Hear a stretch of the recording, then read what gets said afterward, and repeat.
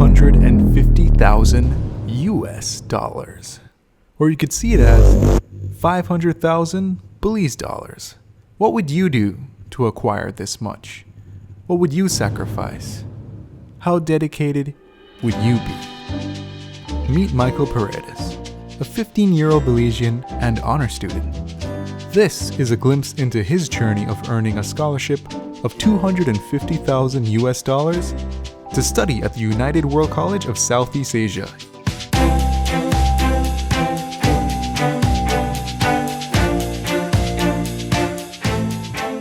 Michael represents the third generation of the Paredes family who has pursued educational excellence, and that path was paved with the vision of his great-grandmother. I can well recall that my father was a chiclero, and he was involved in logging also, right? And he would have liked us to continue along that path. But my mother put her foot down. Their great-grandmother, she put her foot down and said, no. He said, my son must be educated. And educated he was. Michael's grandfather graduated from St. John's Teachers College and went to Canada to receive a bachelor's degree in education. Michael's grandfather instilled this same drive for educational excellence with his son, Humberto Paredes, and he in turn instilled this drive in his three children, Michael being his second eldest. Something that his grandfather did, one of the first of his family to go for a scholarship. Then his father went to Texas A&M and had a master's in finance. So now he's continuing tradition of going on a scholarship, and now he's going farther than his grandfather, which was really far in his grandfather's time, farther than his dad, which was just to Texas A&M in Texas. Now he's gone to the other side of the world. And I have a feeling that this is going to lead to his PhD. Before entering his teens, Michael was given a watch from his father. It's a standard 6 gift, a graduation gift. So in a way, it's like moving up from primary school, I get a watch, keeping the time, and it's been there going through, and it's gonna be over there in Singapore too. Michael's father knew, as his son progressed from primary school to high school and beyond, he would need a tool, a symbol, to assist with the challenge of staying focused. I think the biggest obstacle that I face and that anyone else would probably face is staying on track. You know, not getting into your head that, oh, you're winning a $500,000 scholarship going to Singapore, or still managing your time with 11 groups and all of your schoolwork. I think that's been the biggest challenge, just stay focused, stay on track and continue. Unfortunately, tragedy hit the Paredes family during Michael's first year at Our Lady of Guadalupe High School. Michael's father had passed away from pneumonia. Losing a parent is like losing a piece of you, right? To anybody. How close we were, it's not measurable, it's not expressionable. It was, I don't know, you temporarily feel lost. I think broken is a good word to place there. But their spirit carries on with you. So depending on who they were, my father especially, he wanted me to continue to become even better than I was at that point, and I guess that helped me a lot, and that's how I went on. It was a hard time for the Paredes family, but besides every great man is a great woman, and Mrs. Paredes was there to mentor and raise her children. Helping her kids brings her the utmost happiness. Yes, that's my joy, being around them, participating in anything that they have to do, be a part of them. That's my joy. And while keeping Michael dedicated to his educational endeavors, she never forced a career path on Michael or his siblings. We are not that type of parents that you have to be a doctor, you have to be a nurse, you have to, no. Just let them decide and give them their pleasure in life, because it's too short. At least that part of their life, we give them that choice. Because you know, we as parents, we tell them, you have to clean your room, you have to do this, you have to do that yes. With his father's legacy and his mother's guidance, Michael's educational path was that of an A student while attending Our Lady of Guadalupe High School. And first impressions really do go a long way, as this is Michael's fondest moment of his former high school.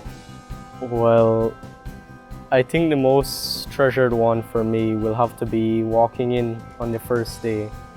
It's a new atmosphere, probably similar to the surrounding here, where it's all cool, relaxing. It's a perfect place to study, actually.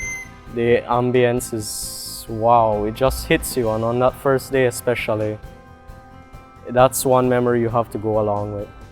And while rigorously studying in his relaxing green surroundings, at both school and home, Michael somehow found time to be a part of 11 different youth groups, ranging from the Belize Boy Scouts to the Panorific Steel Band. He excelled in all these groups, receiving many medals highlighting his accomplishments.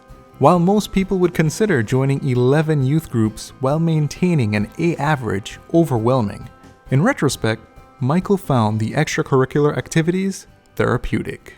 Part of it is keeping me on tasks, because you can't default, or else you risk being left behind, you risk not being able to participate. So that keeps you mentally active, and for sure traveling about is a very good part of it.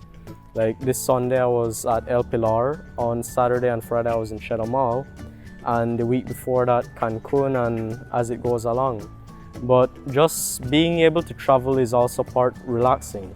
So being able to have a break from all this school work, and then when you come back you're all fresh, able to continue, give it your full 100%. I think it, in a way I never realized it, but those groups have helped me out more than I have given thought to. With his dedicated ambition for educational excellence, it wasn't long for Michael to gain the attention and mentorship from Mr. Emil Pulido, an English teacher at Our Lady of Guadalupe High School and coordinator of the high school's honor students group. One of the things about our honor students, Michael included, is they focus, they stay on track. His group that is now in 4th year, I am getting a few of them involved, but they will tell you, sir, you know we have a lot of work and we have a lot of study commitment.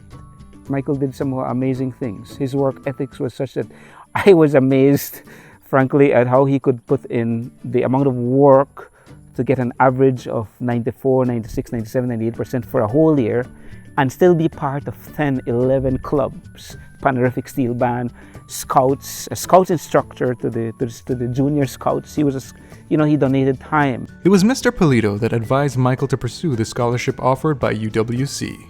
Choosing a scholarship winner is a rigorous 5-phase selection process.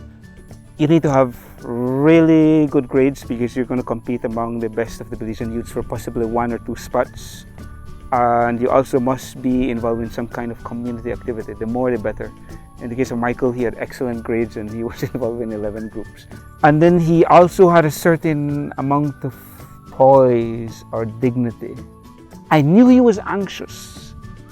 I knew he couldn't wait to hear the news. And I was hurting for him because I gave him one date, then I had to change the date. No, they weren't ready to release yet. No, they aren't. And I felt for him because I knew he wanted to know, because I knew he wanted to win, like many of us. He was ready for this adventure. After several months of working towards his goal, Michael received the UWCSEA scholarship worth $250,000 to study for 2 years in Singapore to receive a prestigious IB Diploma. His mom was more ecstatic than he was on the phone. When I spoke to Michael and I spoke to him on the phone, it was almost anticlimactic. It was like, okay, all right, I can stop worrying about it. He didn't say that, but it's almost like I could sense it. It's his mom who went, you could hear her on the other end of the line. So that was how I delivered the message to him. I was fortunate to be able to do that. It's so great to deliver great news. I feel very joyful. I also feel very proud of him. And I also feel that the tradition in the family, from grandparents, even from great-grandparents, has been continued. I'm very happy for him and excited I know it's a challenge because higher education, tertiary level education usually requires effort. But Michael seems to be able to apply himself in school, and I'm happy that he's able to extend his education. He will accomplish what he has set for, and I know he will be okay. My heart and my mind tells me so, that he will be okay. And of course, he will be missed during his time in Singapore. I'm gonna miss like how whenever we would go out sometimes and play together, and even when he doesn't have a lot of time, he would usually find a little time to come and play with me, and that he would always help me whenever I was feeling worried or sad, and he would always encourage me to do different things, to try new things. Michael's words of advice for his fellow Belizean students are, I think to all individuals, it's to stay on track, be motivated, but most of all, pay attention to yourself, because you know what your limits are. You know when you need a break, when you need help. Don't be afraid to reach out and to especially talk to someone. Nowadays, they're quiet, they're all to themselves. It's not wrong to talk to someone, to be out there and seek help. and with the help and support of his family, Our Lady of Guadalupe High School teachers, mentors, and his own focus and dedication, Michael moves on to a new chapter in his life as he pursues his dream to one day become an economist. Best wishes to you, Michael, and may many young Belizean men and women follow in your example. Dream big. I would dream big that the students I stand in front of could be the next Martin Luther King, Mahatma Gandhi, Mother Teresa, Golda Meir. Dream big. I would dream big.